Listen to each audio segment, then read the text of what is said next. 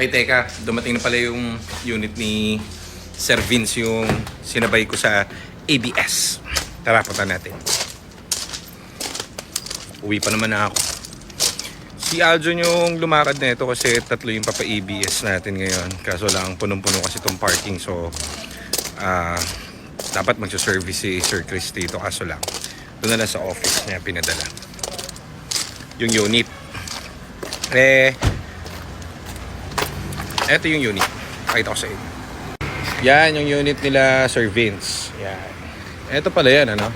So, kanina kasi, di ba tinatanong ko sa'yo, may ABS ba? Sabi mo wala. Sabi ko, ibalik mo. Ano, bakit papagawa sa atin yung ABS? Wala naman. Sabi mo wala, di ba? Walang nakailaw. Sabi ko, teka, bakit ano? Ba't sa atin pinapa-ABS? Wala naman ABS. Ibabalik ko sana yung, sasabihin ko sana sa'yo, bumalik ka na ron. Pinick up kasi ni Aljon yung unit kila Sir. Kasi, ang nagda-drive na ito is yung misis niya. Wala si Sir, nasa abroad. So, dapat pababalikin ko siya kasi wala namang code ng ABS. Naalala ko, iniscan pala ni Joseph, ano? Tapos, sa OBD lumabas, U3000. Kaya pala din natin alam. So, ngayon, may video kami na, ano to, park light mo nga. Sige, tignan natin kung nakadaya to, no? Nabili lang yata nila Sir Vince din to, no? Off muna. Off. Off. Oh, huwag mo tapakan yung preno. Start lang siya. Ayan, nakapatay nga yung ABS, oh. Oh, dead ball ang ABS. So, hindi lumalabas yung ABS niya. Isa pa. Off ulit. Isa pa. Start. Walang ABS. Walang hill assist. Walang skid. Pero magaling, oh. Nilagyan ng wiring yung ano, yung park brake. Park brake mo nga, baba mo. Oh, namamatay, oh. Galing. Sige, park brake mo na ulit. So, nakadaya pala yung ano nito, yung gauge niya. Pero, ngayon, pinalitan namin yung buong module.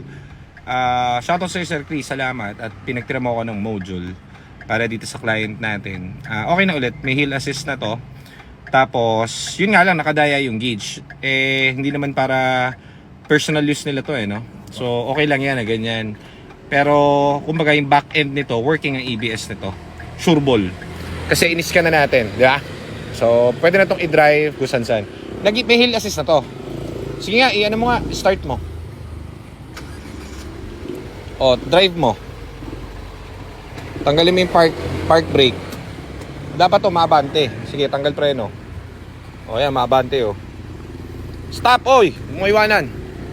So kapag ano to, walang ABS, gaganon to. Pag walang ABS to, gaganyan. Hook! Atras.